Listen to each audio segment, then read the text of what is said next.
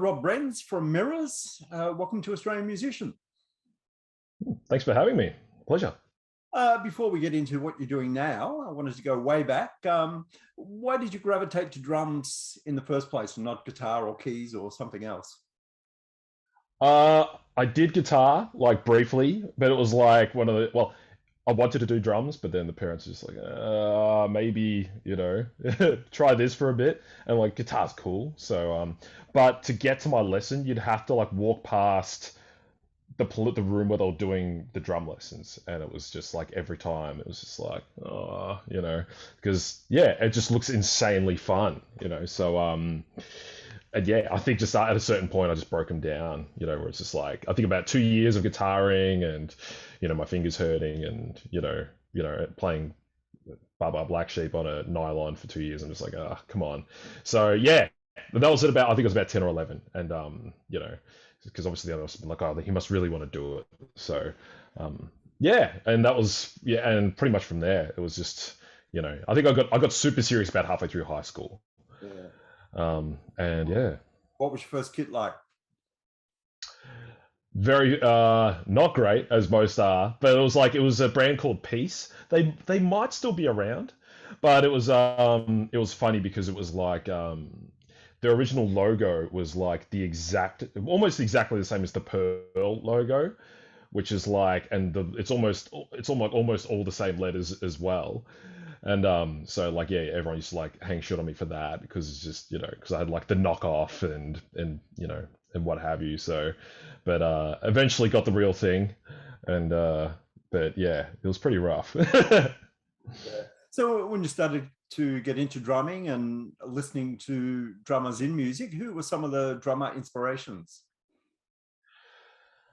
uh it was more just bands. Like really early on, it was just kind of bands and stuff, and it was all just sort of the grunge sort of. But when I got like serious with music, it was like you know Metallica and all that sort of stuff. Like I sort of my theory is that I heard She's So Heavy by the Beatles, and that there's like that really long outro that's like just a heavy outro, and because my mum had it on vinyl and I just like taped it to a cassette, but just the outro to a cassette, and just like re-recorded it into a loop. So I just had a cassette of just the outro, and that had some like cool drumming in it as well.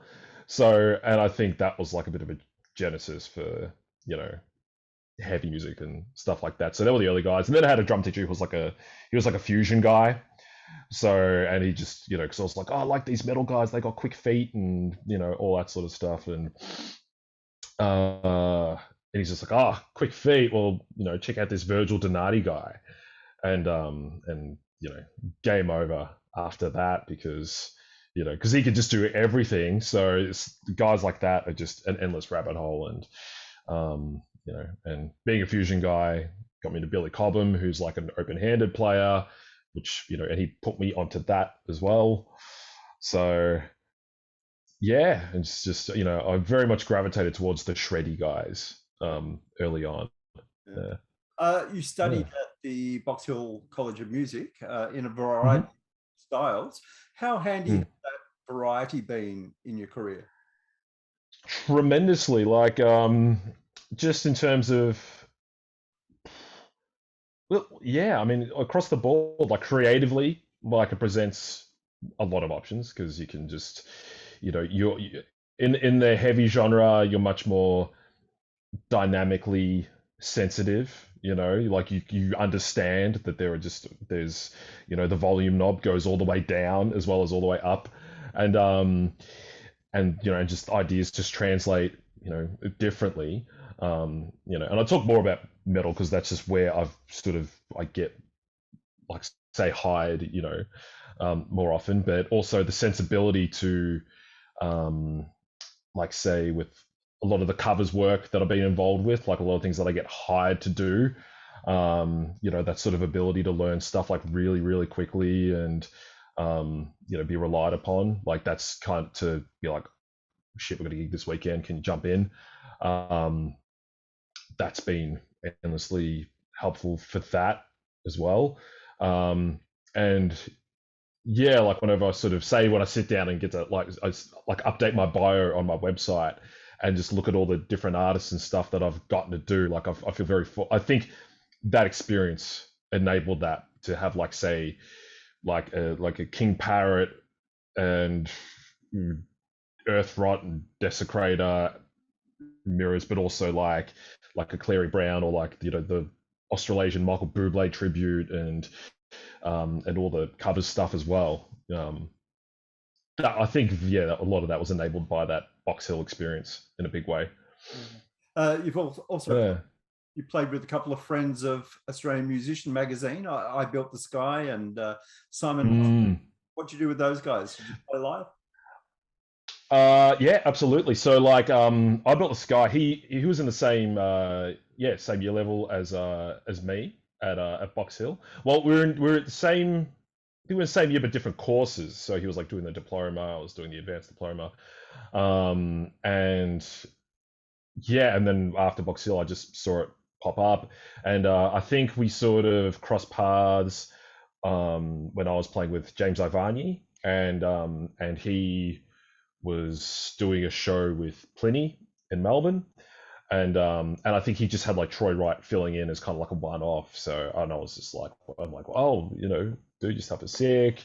So if you need anyone, hit me up, and he did. So so that started an awesome relationship where we got to tour Europe and Australia a bunch of times and all that sort of stuff. And Hossie, see, that's a great example of like the Box Hill thing in a sense of like, because I went down the metal road and had all the double kick chops and the metal playing and all that kind of stuff and was doing heaps of that, but because I'd done lots of covers work and corporate stuff and jazz stuff and had that network as well, it was just a case of like Hossie going, I need someone to do this Racer X tribute, and I need someone who's got like double kick chops, and was sort of putting the word out through his network, which sort of those nodes eventually led to me getting a call. And I'm like I grabbed, On the Verge, that CD, in my mid-teens, and I just had that on repeat for years and years on end. So like I knew his playing back to front, was like a huge fan of it from his playing on that album. So like I was just like a little kid when he shot me a message, Yeah, the guy's just amazing. So yeah, Racer Axe was the tribute band. And which because you run the guitar show, yeah. Or you're involved with it, yeah. So you saw us get to do that, which was amazing. And he did like a studio thing as well, like just for himself, that he got me involved with, sort of like a heavy metal redo of like the F1 theme. So yeah, that's kind of like a bit of a play with your heroes kind of moment, which is super sick. Yeah. Your current project, or one of your main projects at the moment, is Mirrors. Tell me about that band and how you became involved. Yeah, well, I got a call when I was playing with Hadelmore. We're in the middle of a tour, and I think it was in like Port Macquarie, and I sort of got a call from Rob Farnham, who I've did some work with, and he was friends with those guys, and yeah, they needed a drummer at the last minute. It was like, once again, I know a guy, and so it started off as a session thing, and it kind of sort of like where you wind up, it's a one night stand and all of a sudden you're married, kind of thing. Because after a while it was, I didn't want to go and they didn't want to let me go, and it was all very nice. So yeah, and over time, because it was like a very, just metalcore, just sort of straight ahead metalcore kind of band when I started with them, and obviously just getting along with the guys really, really well. The trajectory of the band was going really well, and stylistically, which probably one of the, well, obviously the relationship is probably the most important part, but stylistically, with the way it was shifting, it was like, oh wow, this is just venturing further and further into my wheelhouse. Like, but guys who are like very interested in being creative and interesting and expanding on the dynamics and all that kind of stuff. I'm like, right, these are my guys, not just like, oh, okay, this band is pretty hot at the moment. We've got to keep an eye on the trends. We got to do this, do this and do that. It's just like, they were just guys who were really interested in trying to be expert at their craft and just being just hell bent on that side of things. So I'm just like, oh yeah, these are my guys. Like, so, and yeah, and now it's at a point where like they are the only band I'm playing with at the moment, like, because yeah, like that's just kind of how it's just shaken out. I wanted to do less because I was spreading myself too thin, and and yeah, it's just a really, really good relationship at the moment.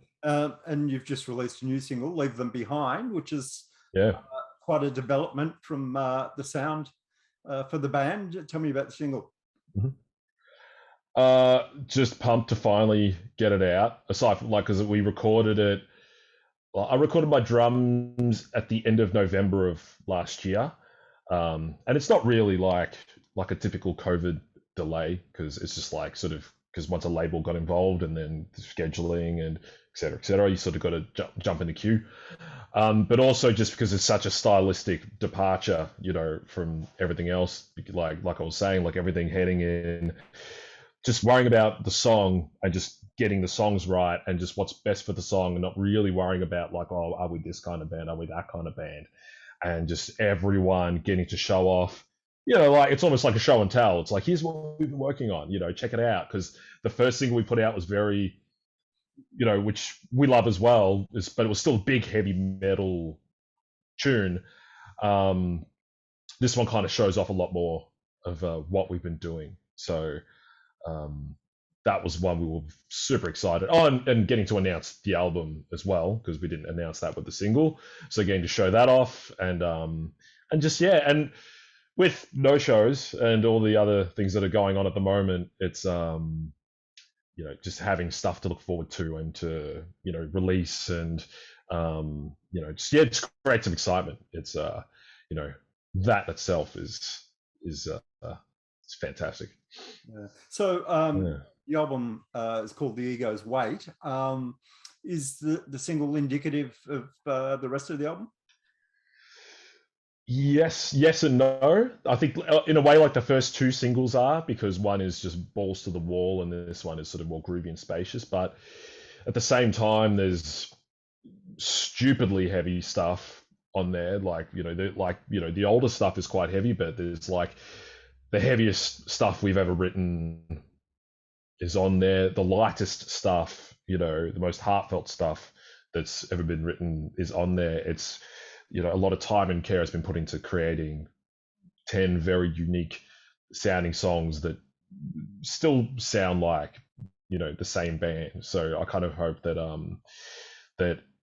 that was sort of like, the second single was a deliberate choice to sort of let people know that, like, this is going to go to a lot of different places and there's going to be a lot of surprises, and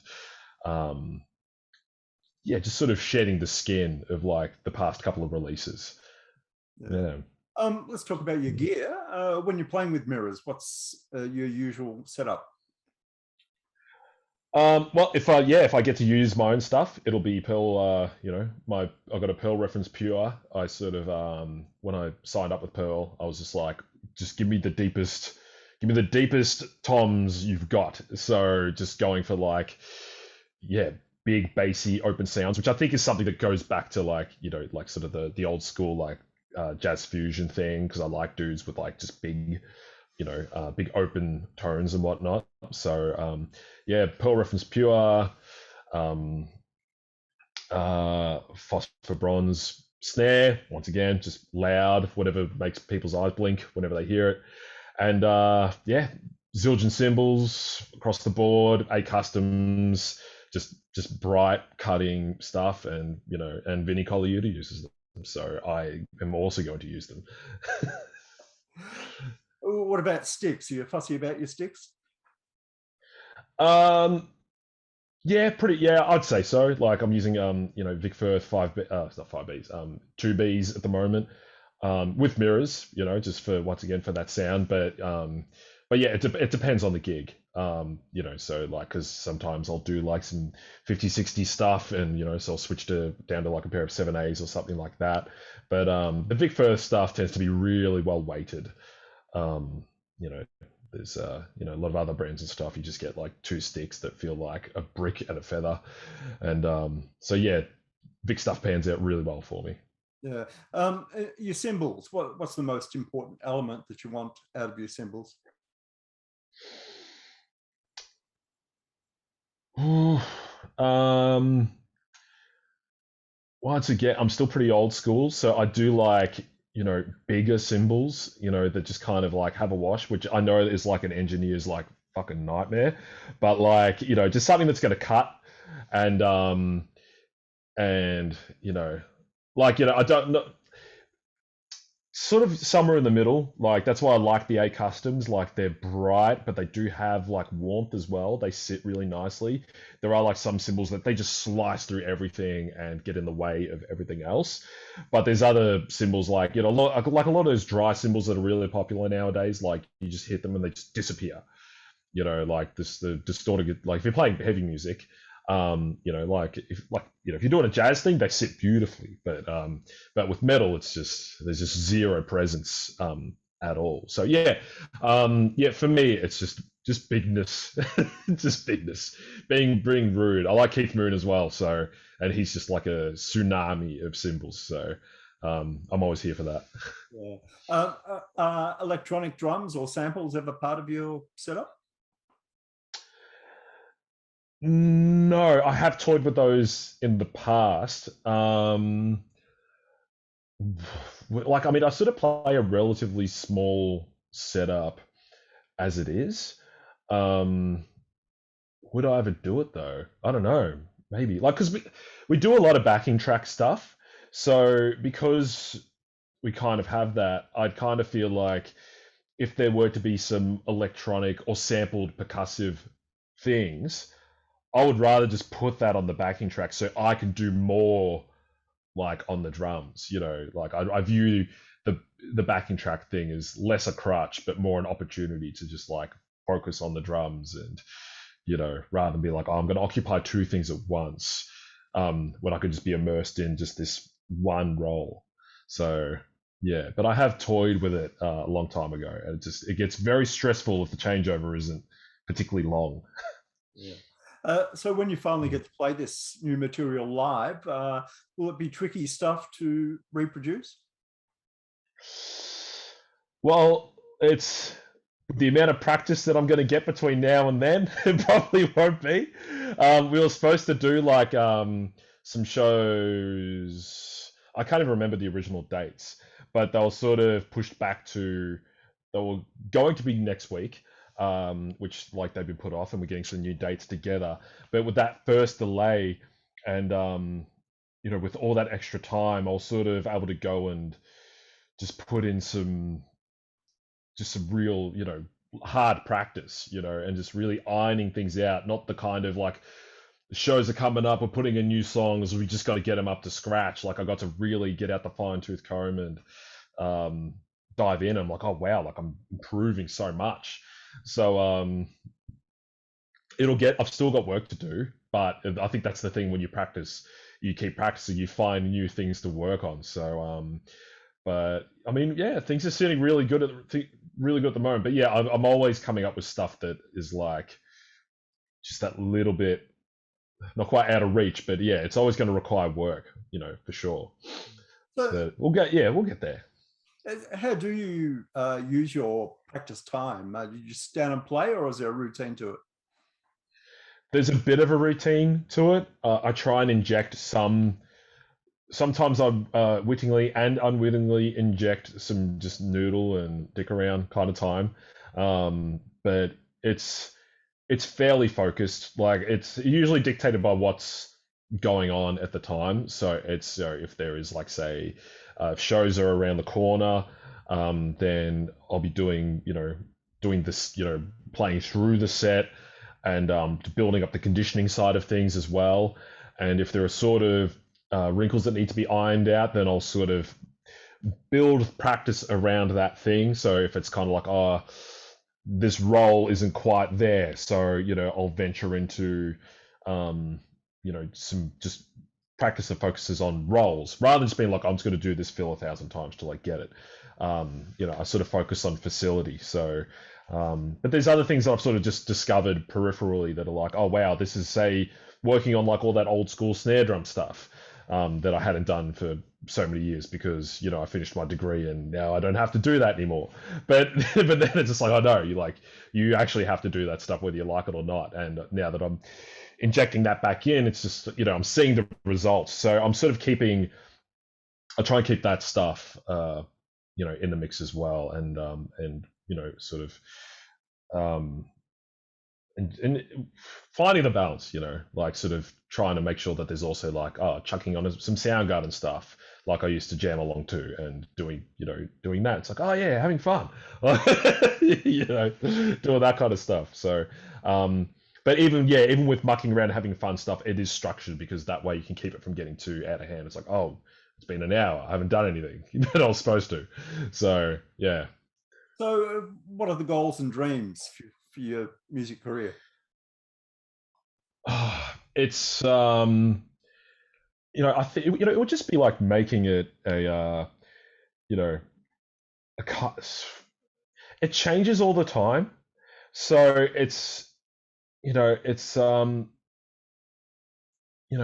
strange where it's like, so I had something come up a while ago where I sort of had the I mean, like, this is before COVID really got out of hand again, but where I sort of had the opportunity to take on like quite a big gig.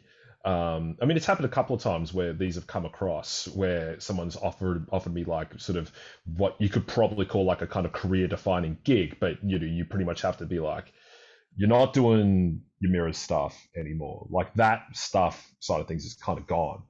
And I just never wanted to give that up. I sort of the creative, the art of it is, I think until that was sort of stress tested with that kind of situation, I didn't realize that it's like, I don't think I want to that kind of career is not kind of what I want. And it took me about 25 years to work that out. Because I've always been doing both, where I've been working for people, gun for hire, do all that kind of stuff, and playing in original bands and creating and just being an artist and all that kind of stuff. Somehow been managed to ride both. And then sort of just taking this on to realize like, oh, okay, I don't think I want to do it as a career. But at the same time, there's so it's been working out how to shape that into something that works for me where I can do it full time, like through the education side of things and building on that. So I've been growing that side of things. So if it becomes a thing where it's like music is just like a full-time thing in my life, that's kind of the new, making it, nowadays is where you can do it full time and it's, it's your job. So I think, as long as I'm able to, I mean, especially nowadays, it's like, hopes and dreams are hard to come by in the COVID era, which that sounds so grim. I'm sorry, but like, it's so grim. But but it is kind of like, I haven't just really thought about hopes and dreams lately. But having said that, I have been trying to future proof. And these are the conversations I'm trying to have with artists lately. Is what does this thing look like going forward? Like, what if it's game over? Like that's, which is not a fun thought to have, but who knows how long this thing is going to go for? And I think we have to seriously, try and future proof the art, because I think that's a valuable thing. So I think as long at this point, if it's a presence in my life and it's able to, and if it can sustain me financially, that's a dream come true. So but that is a very tough road to take, compared to, say, just doing the gun for hire thing. But I've been very lucky to do both in a capacity where people hire me to do lots of different things. Like, so I can go on tour with Mirrors and then come back and then play with like a 50s and 60s tribute thing, play with the Fleetwood Mac tribute, or or like a Michael Bublé tribute, or just do like a top 40s gig at a pub. I know that's a thing that not a lot of people get to do, and I'm unbelievably grateful and fortunate to be able to do that, because I very much love being able to do that. So yeah, right now it's just taking stock and just being very happy for it as best I can. Well, Rob, I'm sorry if that was sorry if that was grim. Rob, it's been great to catch up, and thanks for joining us. Hey, thank you very much for having me. Appreciate it.